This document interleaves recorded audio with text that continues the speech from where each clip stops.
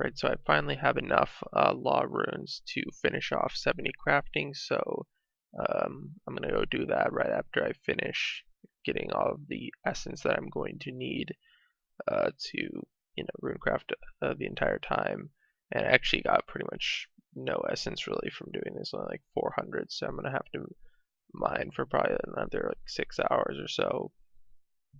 But shouldn't be too bad, it's really AFK, and um, I probably won't touch rune crafting again, or at least not for a very long time after getting 70 crafting, so I would like to rune craft the entire way anyways.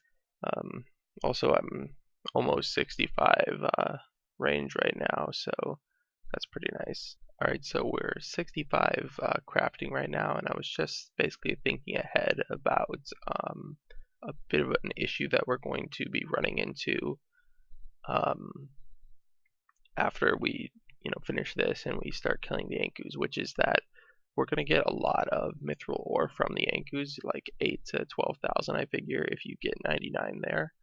And the thing is, you can't really actually use any of that Mithril ore, to be honest, for smithing training because it's just not efficient, because you have to get, like I said before, 4 coal for every Mithril that you get, so you have to mine a shit ton of coal, and there's really no good way to mine coal because I think you can bank like 300 per hour or something. It's just really bad.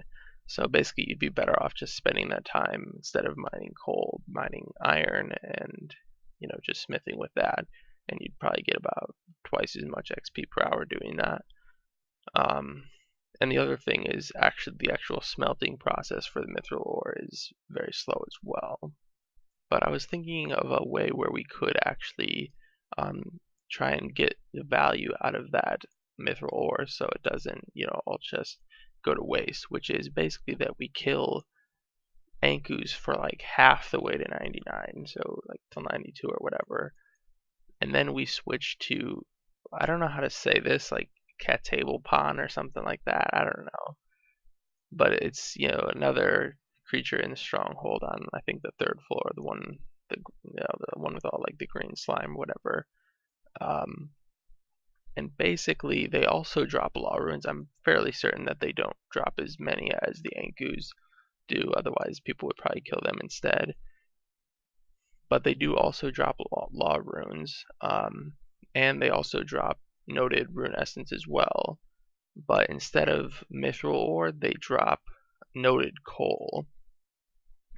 Now, I haven't actually tested them yet, but we would have to range them. I was thinking about maging them, but they actually have really high magic defense, so it wouldn't be a good idea to do that, basically. But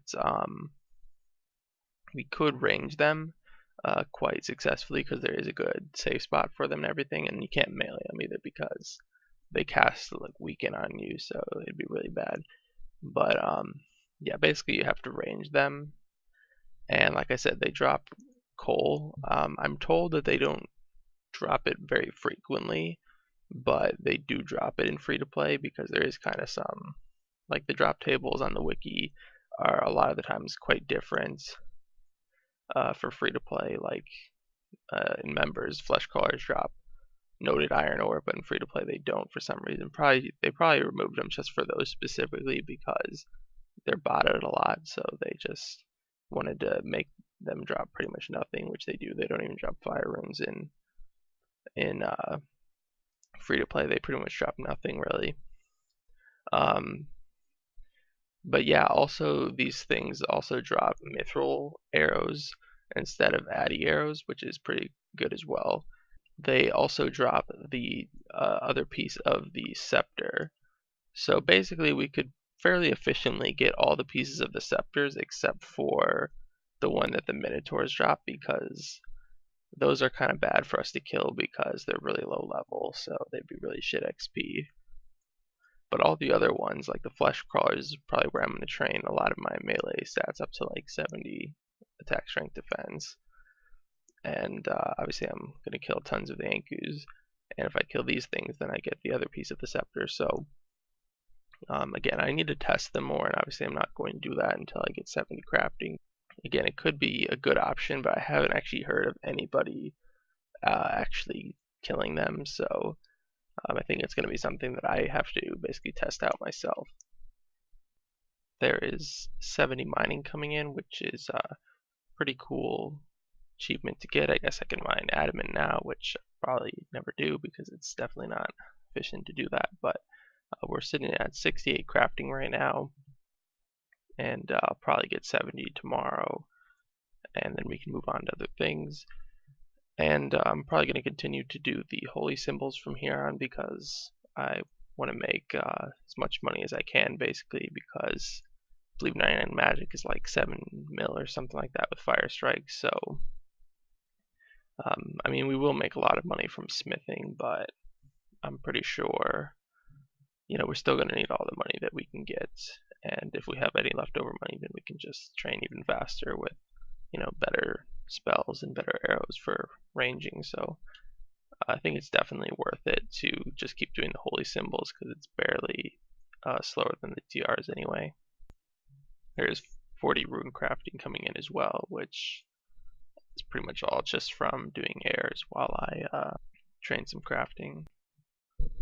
Also, somebody recently pointed out that Remington is actually a pretty good spot to mine iron, which I need to test how good that actually is for banking it, because I was thinking, oh well, the best way to bank it is just to go up to Falador, but actually there's the deposit box everybody uses for lobsters over here, which is definitely closer, but I'm not sure if it's closer than the Dwarven Mine.